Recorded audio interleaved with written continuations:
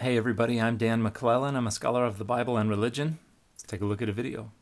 The story only occurs in the Gospels of Mark and Matthew, which absolutely don't represent Jesus as God. Excuse me? Okay, let me take this slow here. All right, let's see it. Mark's Gospel opens up with a reference to Malachi 3 and Isaiah 40.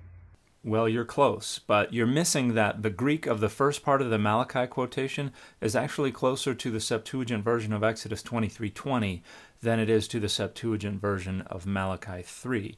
And in Exodus 23:20, we have God talking about how the angel has authority over the forgiveness of sins because God's name is in him. And this is something that Greco-Roman period and even Rabbinic Judaism understood to mean that there were entities who bore God's name and so could be referred to by God's name even though they were not God.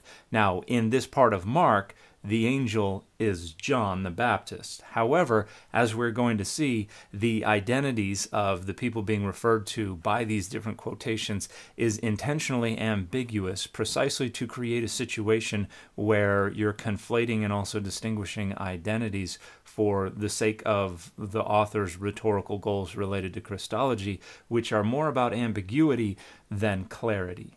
Malachi prophesied how God would send his messenger to clear the way for the Lord himself and his arrival.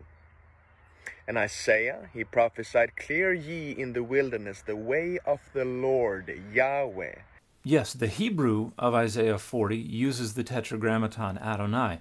The author of Mark does not, because they're reading the Septuagint, they're quoting the Septuagint. And in the Greek, the word is just Kyrios, which just means Lord, which can be used as a substitution for the tetragrammaton, but can also be used to refer to other individuals who can bear the title Lord, but are not Adonai, the God of Israel. And if you look in critical commentaries, you will see them talk about how the authors of the Gospels exploit this ambiguity. For instance, you can go check out Joel Marcus's 2000 Anchor Bible commentary on Mark 1 through 8.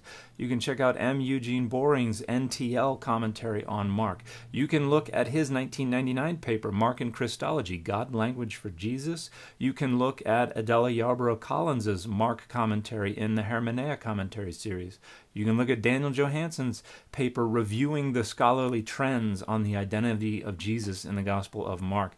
If you really want to understand what's going on here, I would recommend you look at Michael Peppard's book, The Son of God in the Roman World, Divine Sonship in its Social and Political Context, which is all about Mark and Christology. And if you look at the critical scholarship, you will see they all are in widespread agreement that the author is not identifying Jesus as Adonai, the God of Israel, but they are exploiting the ambiguity of this generic term Kyrios for their own rhetorical purposes, which are about suggesting that Jesus in some way, shape, or form bears God's authority and even manifests God's presence, but is inferior and subordinate to God and is not God. This is the consensus view. "Make plain in the desert a highway for our God, Elohim." But again, notice that the author of the Gospel of Mark is altering the quotation, because if the author of the Gospel of Mark had included Isaiah 40 verse 3 as it is found in the Septuagint, they would have written the paths of our God. But they didn't write that. They changed it to say his paths. They avoided identifying Jesus as God. And again, if you look in the critical scholarship, you will see that the overwhelming consensus is that this is because they're not trying to identify Jesus as God. They're trying to muddy the waters and say, we think Jesus represents God in some way, but we're not really going to nail that down for you because we want it to be ambiguous. Next chapter, Jesus told the paralytic child, "Your sins are forgiven." And the scribes, they complained and said, "Who can forgive sins but God alone?" What about Matthew? Well, wait a minute. We're moving on without addressing Jesus' response, where he tells them that they are wrong. Because they say that, who has authority to forgive sins but God alone? And Jesus says, why are you thinking these things? What's easier to say?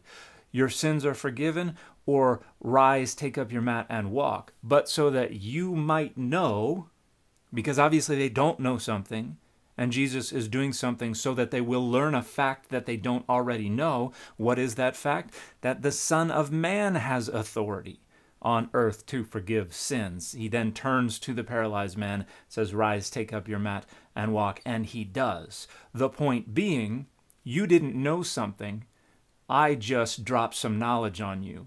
You were wrong when you said, who can forgive sins but God alone? And I just showed you that the Son of Man has authority on earth to forgive sins, meaning no, God is not the only being or entity that has authority to forgive sins. This is not difficult.